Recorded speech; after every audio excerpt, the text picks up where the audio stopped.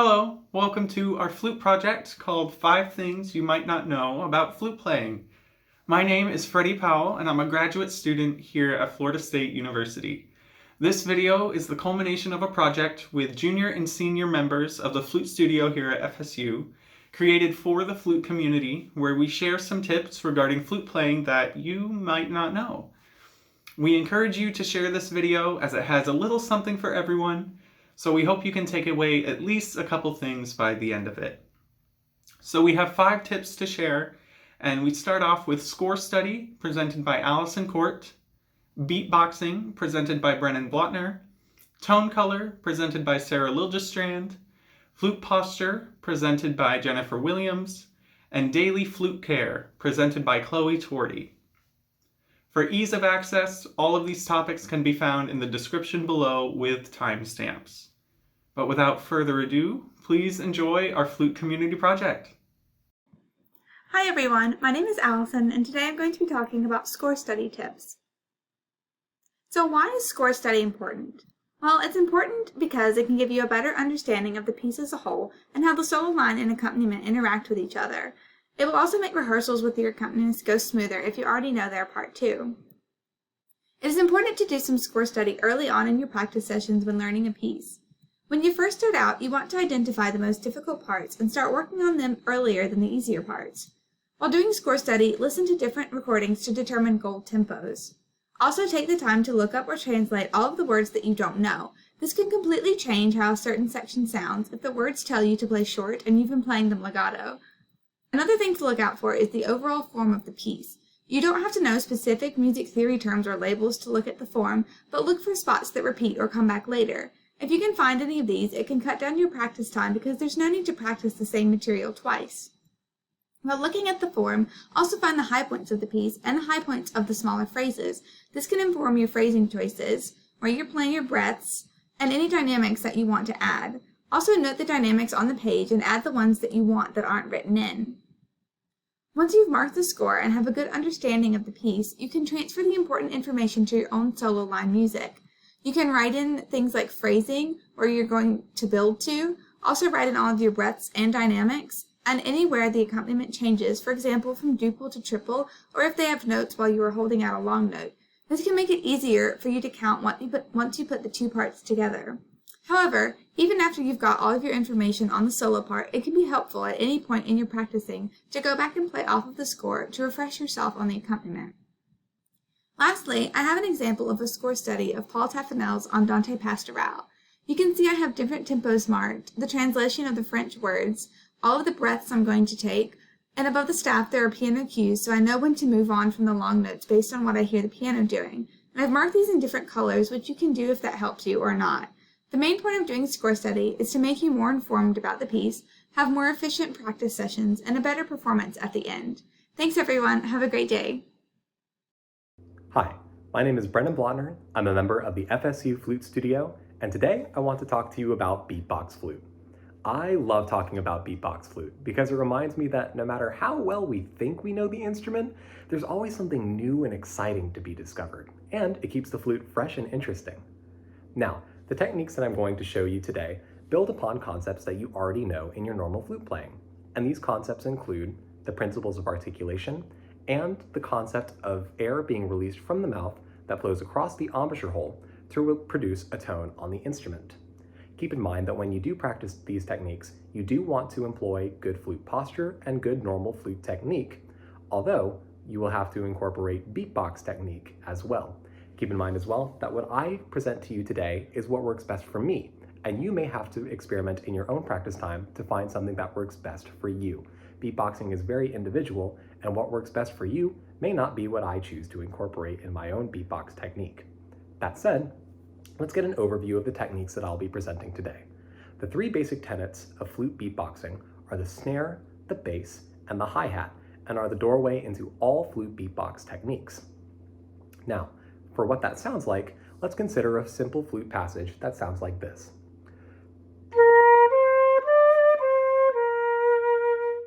For flute beatbox, that may sound like this.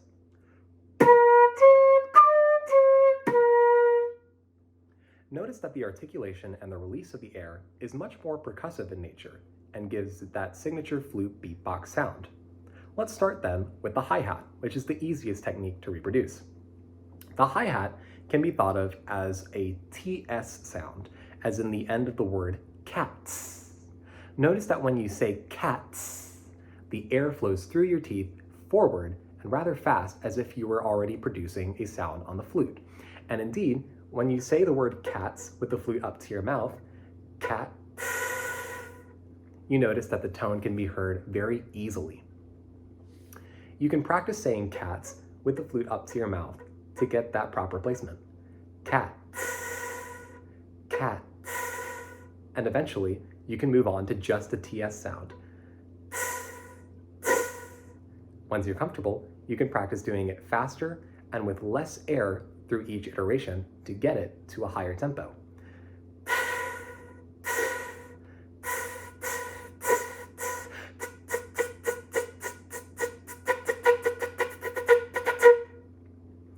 The next sound builds a very similar principle, except in a different place in the mouth. Whereas cats is very forward in the mouth with the tongue just behind the teeth, the snare uses a K sound and is a similar technique to when you're double tonguing. However, different from double tonguing, the K needs to be a little bit more forceful and impacted, although not so much as to slow down your flute playing.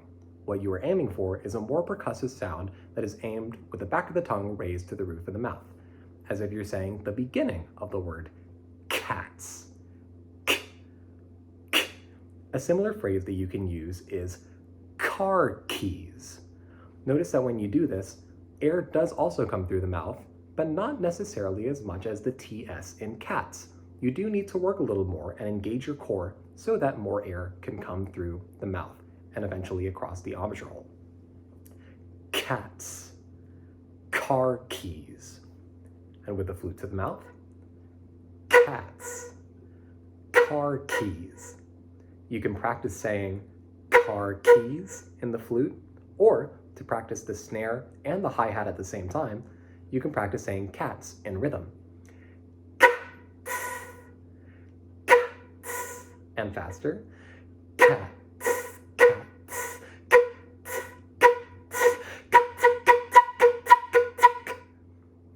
If you hear some higher sounds or other notes when you're practicing these techniques, don't shy away from it. That's okay. You'll learn how to control the technique in your own practice and as you settle into your own beatbox technique. The third and final basic tenet of flute beatboxing is the bass, and requires a little bit different approach than the snare and the hi-hat. The bass, I like to use the word bogus. Bogus, specifically focusing on the B sound. Bogus. Bogus, bogus. When saying the word bogus, try stopping just before you articulate or release the B sound. Bogus. Feel the pressure and the buildup that is behind the lips and in the mouth before you release the B. It's this pressure that you want to incorporate to really release that true bass tone. What also helps is practicing pursing the lips and releasing them forward. If you get a sound that sounds like you're buzzing on a brass mouthpiece, your lips may be too far forward. If you get a sound that sounds like just air coming through your lips or your lips flap, your lips may be pursed too far outward. Try finding a happy medium and seeing what works for you. Once this works, notice the opening after you release. It's a little smaller than the O in bogus, and you want to try to incorporate pushing air through that opening.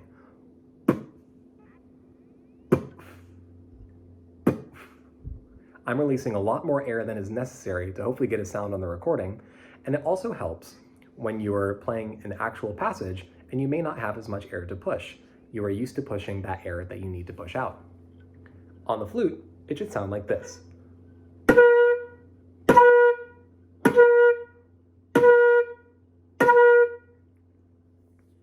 Notice that there is a slight delay between the articulation and the airstream.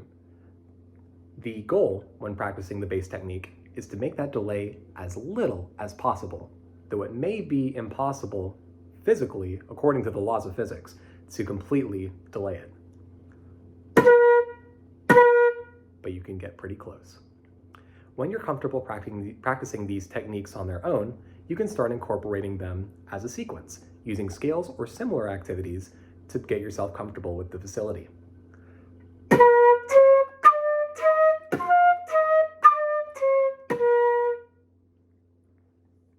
It's not easy at first for everybody, but keep practicing, incorporate good flute technique and good beatbox technique, and you'll be a beatbox pro in no time.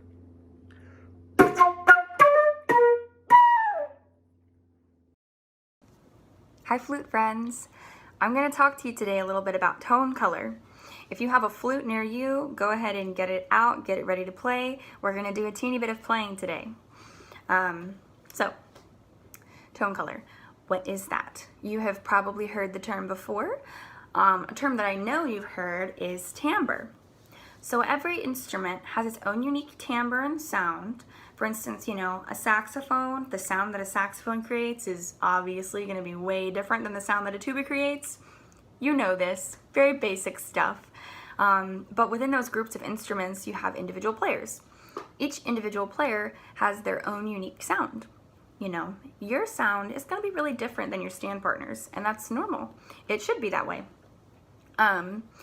It happens when we play instruments. We have our own unique sounds. But within that sound, you have what I like to call your own personal paint palette of tone colors. So you flute players, you have this paint palette, and you have this giant array of just many colors that you can choose from, and so many different sounds that you're able to create. The most basic is the difference between playing soft and loud. When we play soft, right, that color is going to be way different than when we play loud. There's a huge difference. And you may already have colors in mind that you're thinking of when you hear these things. So I'm going to play a little bit of an excerpt for you, and what I want you to do is listen really carefully and imagine that you have a paint palette right in front of you. And we're going to pick 4 colors. One at the top, one at the bottom, one on the left, and one on the right. On the bottom, maybe you've got like a rich, deep color. For me, it's going to be a mahogany red. At the top, you've got something brilliant and bright. That for me is going to be a lime green. Over here, you've got something in between those two. I'm gonna pick royal purple for my color. It's still a very present sound, but it's not up here and it's not down here either. It's just kind of in the middle. On this side is a very unique color. For me, it's going to be a light yellow. What that color is for me is something really pale and almost hollow, a really light sound. So when I play this excerpt, I'm going to change the color a couple times, and every time I change it, I want you to see if you can listen and determine where the tone is going, and pick a color to associate with every time I change the sound a little bit, okay?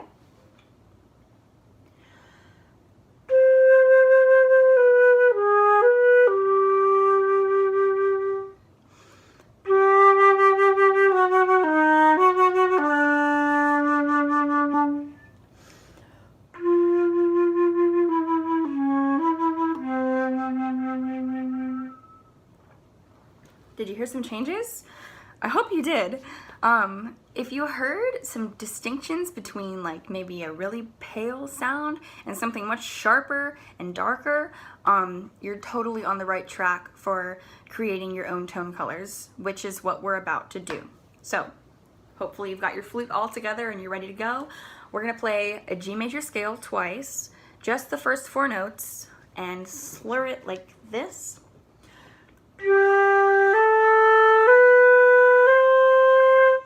Super simple, straightforward. I know you can play a scale. So the first time we do it, what I want you to do is don't think about colors just yet. Just think about what you're doing when you normally play.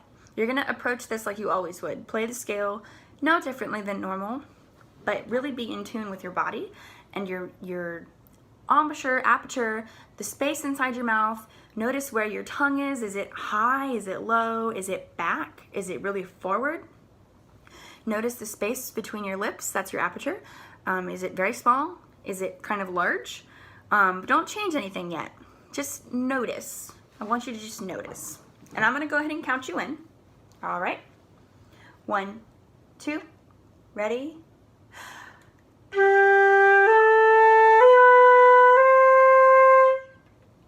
Okay, so what did you notice? What did you hear? What did you feel? Maybe you noticed that the space inside your mouth is not very large. Maybe you noticed that you use a ton of space. Maybe you noticed that your tongue stays pretty far back when you play. Maybe you notice that it's really forward, or maybe it's really high. So we're gonna play it again, and this time I want you to go for a different color. The color that I'm gonna have you go for is gonna be a dark, rich color. For me, that's, like I said, it's like a deep red, a mahogany, a maroon. It can be whatever you want it to be, but just have that color in the forefront of your mind and do what you can to try and create the color. But don't forget the 2 rules. Number 1 is do not sacrifice your intonation for your tone. Number 2 is support. Your support should always be on. Always, always, always. That's your ab muscles. If you find yourself losing support or changing something there, stop what you're doing, take a step back, and just remember that you don't want to change your support. If you hear your sound going really flat or sharp, again, take a step back, do something, try to change something else. Don't change what you're changing because you know you need to play in tune all the time. And so if something like that is happening, we just need to take a step back and remember that those 2 things should not change. They should be consistent. So the second time, I'm gonna have you imagine you're playing that rich, full color and just hear what you can do. See what you can do to change the sound. I'll count you in again. 1, 2, ready?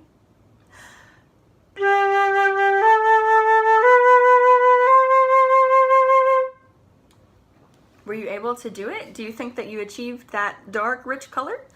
If not, you're just gonna keep experimenting. That's the fun about this is that there's a lot of things you can change, a lot of things you can do, and I'm gonna list some of them for you so that you have kind of a toolbox to take with you. So some of the things you can change. Number 1 is the space inside your mouth. It's like the vowel shape.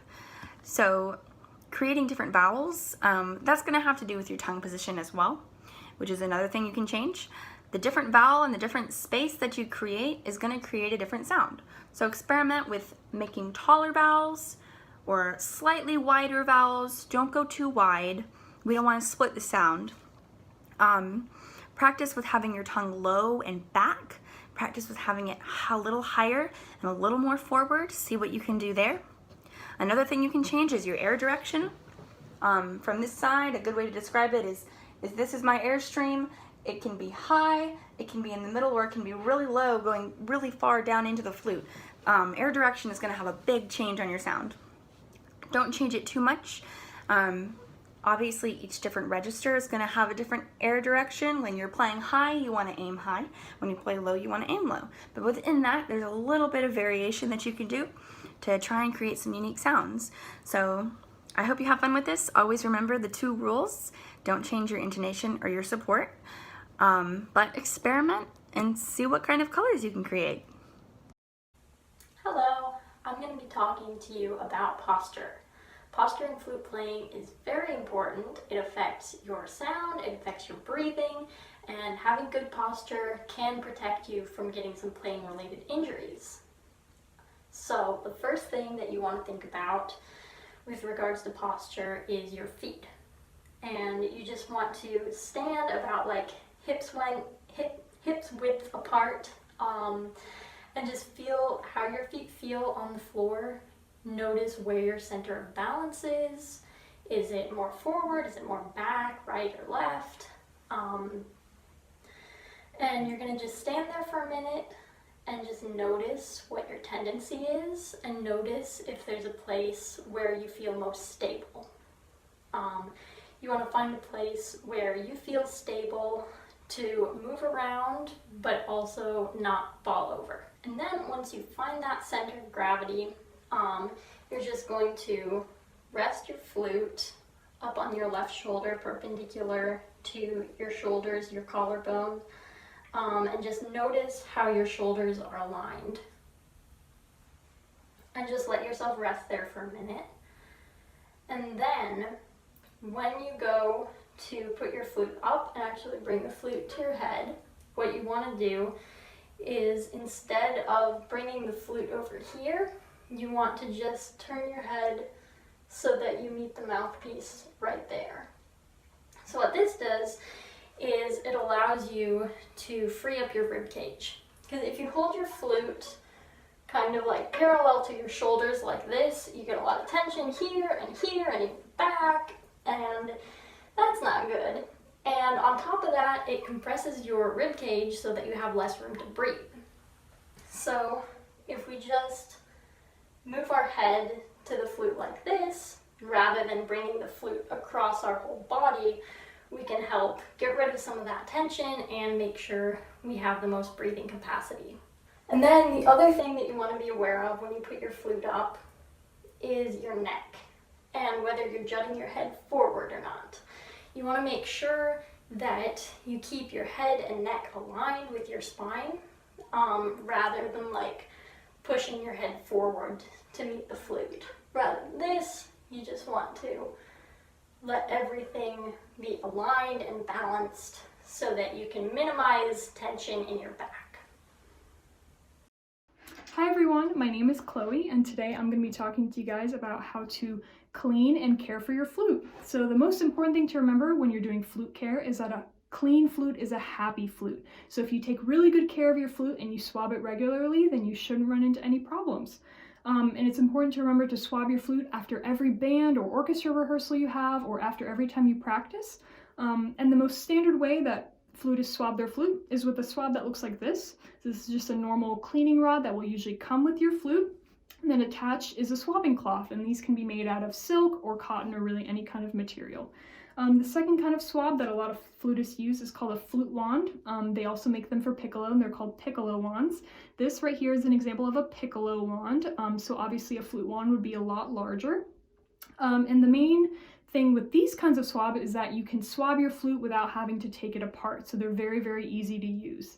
The third kind of swab that a lot of people use, they look like big fluffy pipe cleaners, and these are the kinds of swabs that we generally try to avoid because they tend to shed their fluffiness, and it can get into the mechanism and the crevices of the flute and cause problems down the road.